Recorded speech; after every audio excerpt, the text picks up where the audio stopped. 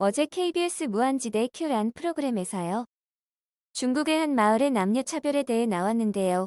집안의 장녀가 우두머리가 되고 여자의 선택을 받아야만이 남자도 연애를 할 수 있고 남자는 아이들과 같이 살 수 없고 여자가 불러야만 남자가 올 수 있는 특이하게도 남자가 차별받는 그 마을 이름과 자세한 걸 알고 싶습니다. 안녕하세요. 지식틀지기입니다. 먼저 답변 드리기 전 이미지 저작권상 화면과 음성이 고르지 않은 점 양해 바랍니다.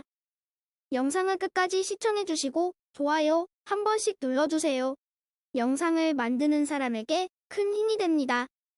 답변 드리겠습니다. 중국의 스촨성과 맞닿은 윈난성의 끝자락에 루구호라고 불리는 천지 같은 호수 하나가 있다.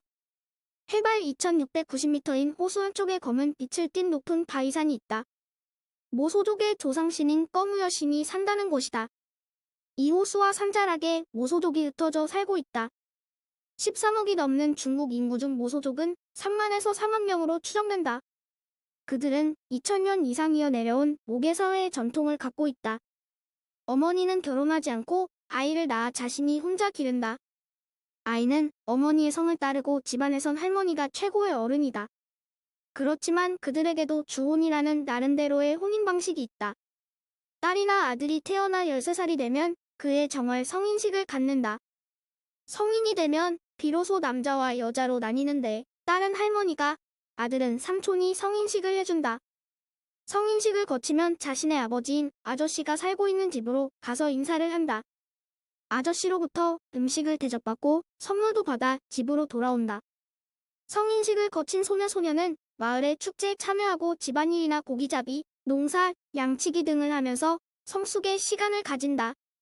이렇게 수년이 지난 뒤 청춘이 되어 짝을 찾으면 반드시 남자가 여자네 집으로 찾아간다. 남자는 자정이 넘은 시간 누구의 눈에도 띄지 않게 여자의 집으로 가서 잠자고 동이 트기 전에 그 집을 나온다.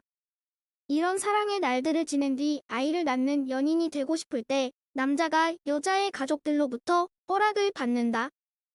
허락을 받으면 저녁에 여자네 집에 가서 다음날 아침 헌해져서 나올 수 있다. 마오쩌둥 시절 가부장제 나시족과 합쳐져 아이가 생기면 동네 사람들을 초대해 잔치를 하고 아버지인 남자가 아이의 옷과 음식을 만들어 온다. 그러나 남자는 여자와 같이 살지 않고 아이와도 함께 살지 않는다. 아이의 양육이나 교육은 전적으로 어머니의 책임과 권한 속에 놓인다.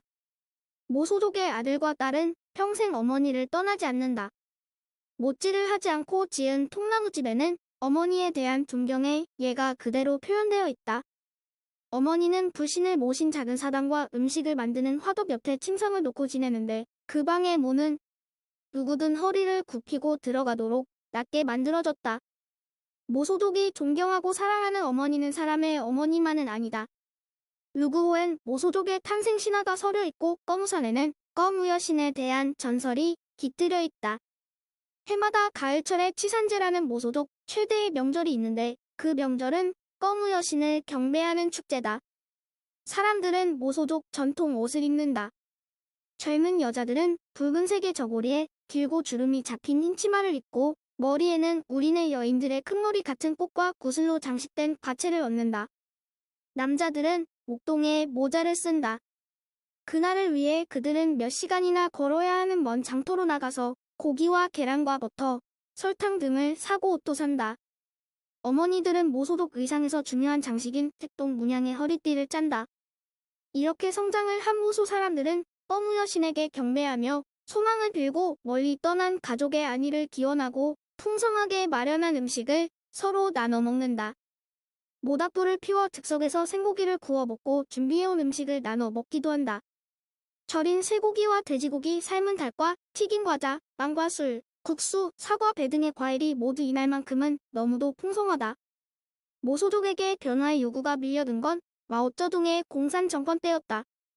마오쩌둥은 혁명을 완수한 뒤 인민공화국을 수립하면서 중국 대륙에 흩어져 사는 언어와 문자와 복습과 풍속이 다른 수백 개의 민족에 주목했다. 결국 한족을 포함해 56개의 민족으로 대통합을 했다. 모소족도 그런 통치권의 필요에 의해 문화가 다른 나시족에 편입되는 수모를 겪었다.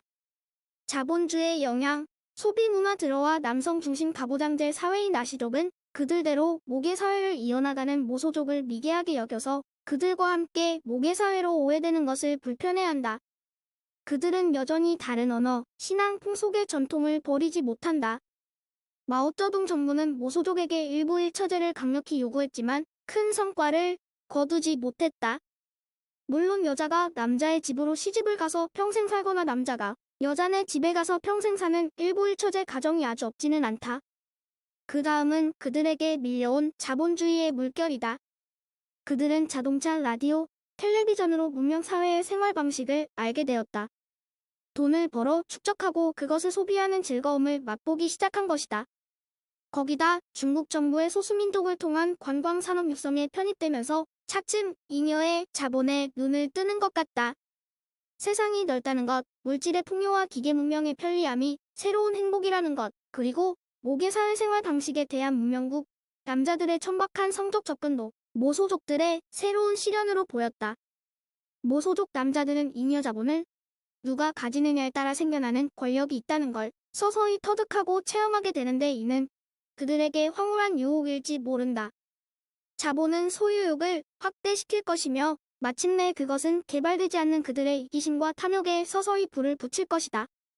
벌써 집안의 어른인 할머니는 젊은 세대의 삶에 대한 새로운 욕구와 태도에 실망하고 두려움과 슬픔을 느끼는 것 같았다.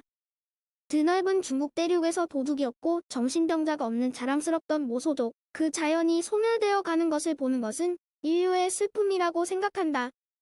지금까지 지식들찍이었습니다. 다음 영상은 더욱 호기심 많은 질문들로 데이트될 예정입니다. 구독하시면 일상생활에서 가끔 궁금한 질문들이 함께할 것입니다. 지식과 상식 얻어가세요. 감사합니다.